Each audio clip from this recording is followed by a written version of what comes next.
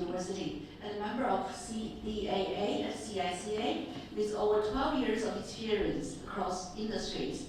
Moonie has supported hundreds of students in building professional brands and careers in Australia. A former international student and migrant herself, she understands the unique challenges and opportunities for young professionals in this country. So please welcome Ms. Moonie Ha. Thank you. Do I have a microphone? Yes. Thank you. Thanks, everybody. I just want to start by saying thank you, ACAA, for having me, but also our fantastic panelists here bringing us together, and thanks to my colleagues from Griffith University, Joshi, as well. I just quickly want to touch on a few themes that was already mentioned from Faye's, talking about the importance of recognizing cultural differences, which I'd love to elaborate a little bit more, hopefully during the Q&A sessions, but also Cici mentioned about the importance of volunteering experiences and transferable skills. So I'm probably one of the few non-Chinese members here today, but I do feel like I have some kinds of personal connections with you all because in my role at Griffith University as a career development consultant, I had my first trip to China 2 years ago with a mission that the university sent me to China because I had one mission that I have to achieve is to go out there and meet with as many global Chinese employers as possible to really help our international students to work out how they can successfully navigate their career, whether in Australia or back to China or somewhere else global destinations. So I had a really fantastic conversation with many different global employers and also our alumni who actually returned back home. So so I feel I already have a really good personal connections with you all here today. My name is Moonie, so I'm a career development consultant at Griffith Universities.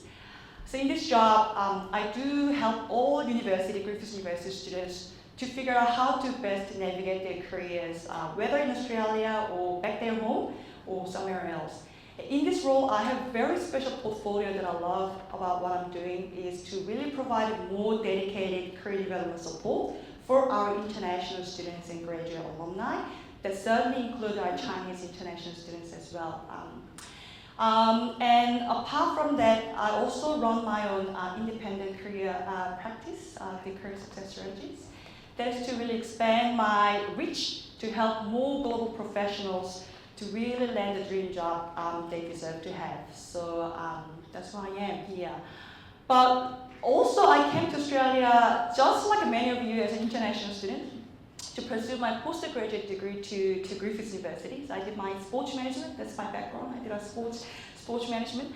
I had many challenges, of course, and I had a lot of first-hand experience of going through rejections after rejections, and certainly having different types of culture shocks, the ladies nodding here, and feel daunting, and so self-doubt about myself, is this really the right choice? So I just want to quickly talk about just a quick snapshot of my career journey of how I get to where I am. And I also want to invite you just to share three key lessons that I learned from my journey, and hopefully they can give you some takeaway that can resonate with you to apply to your own career development journeys here. So I started off my career from my home country, which is South Korea. I was born from South Korea, working in the sporting organization, helping Paralympic sports athletes there. And from there, I moved to Australia to make quite significant life decisions to pursue my postgraduate journey at Master of Sports Management at Griffith University. So I'm proud alumni member there. And during my postgraduate journey, I did my first professional internships there at the organizations called Unisports Australia. And from that first professional internship led me to create newly created full-time proper position as a young graduate, and which was fantastic as a former international student.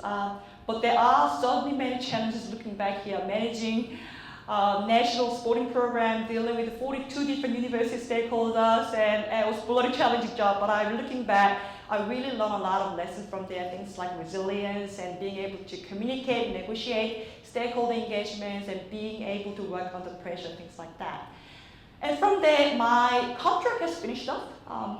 So I was like, okay, I finished my country, what should I do? And I decided to move my industry from sports to education sector. That's where I started my first university career working as an internship coordinator at Griffith University. And from there, I moved to UQ for a while. I wanted to have some different experience. I also worked at UQ. And during that time, my current manager at Griffith University actually headhunted me, called me and asking about, hey Moonie, I got this newly created role available, would you like to apply for that? So here's a great example of, I guess you feel so rewarded when you really get the value of your reputation through the work you do. But also, this is a really good example I want to share about the power of network, what it matters for your ongoing career success there. Yeah, so I feel like I finally achieved my true dream job, which is working as a career development practitioner to be able to really help university student clients, but also outside universities, to really help them to achieve their successful careers outcome. And looking back, all my career journeys certainly wasn't a linear process at all. It wasn't like straight line, it wasn't definitely easy at all. So probably that's what makes your life even more meaningful. So I'd like to quickly share 3 key lessons that may resonate with you. The first one I'd like to mention, the importance of volunteering, work experience. Now, you may have heard about this, yes, work experience is important, certainly in Australia, but I just want to quickly touch on why it actually matters. Me working as a career counselor, of course, I see hundreds of different clients, students coming to me, and one of the first very common concerns they have and share with me is, Moonie, I've been applying for many different jobs, whether or not you are your university students or close to graduation, even you already finished your university. One of the constant feedbacks that I'm getting from employer is that I need to have experience. There's quite a dilemma. It's a kind of catch-22 situation. Is chicken first or egg first? For me to have experience, I need to have experience. So I need to find somebody who can give that first experience, right? You can see a few people nodding here. Probably you have gone through the same challenges as well. So how can you actually grab the first work experience that can really open the door for you? Certainly looking back my journey when I was trying to do, I started off doing lots of volunteering activity.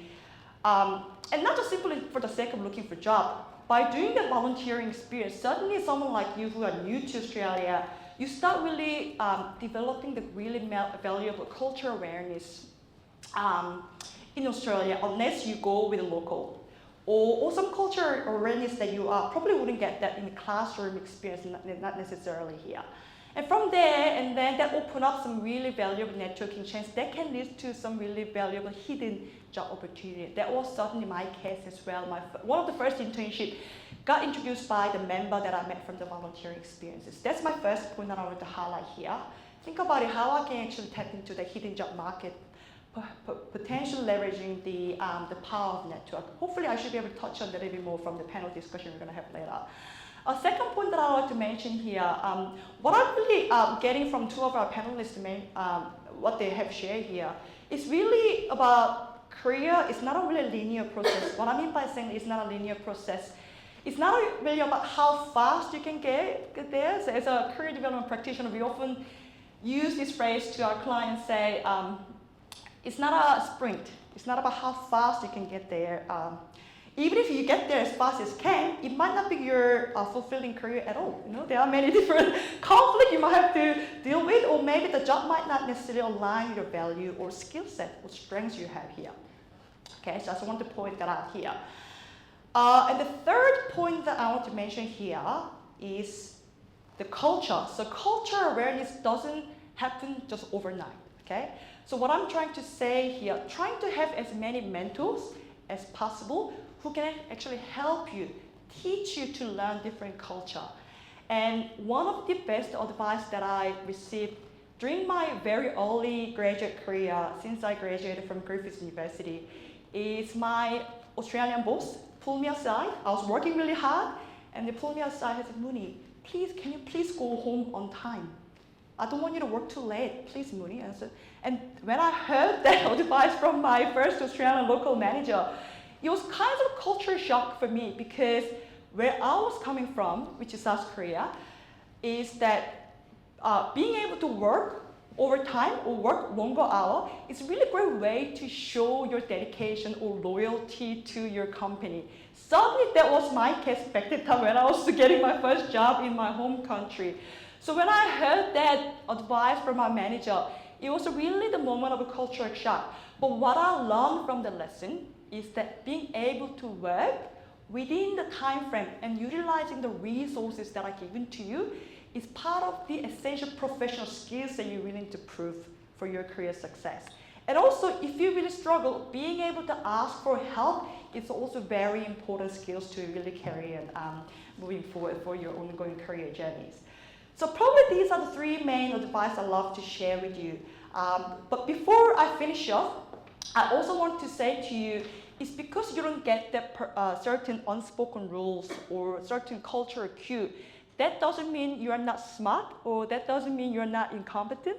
Like I said, understanding Korea is just a part of the learnable skills you're going to get. Hopefully I should be able to touch on that a little bit more during the panel sessions too. Thank you.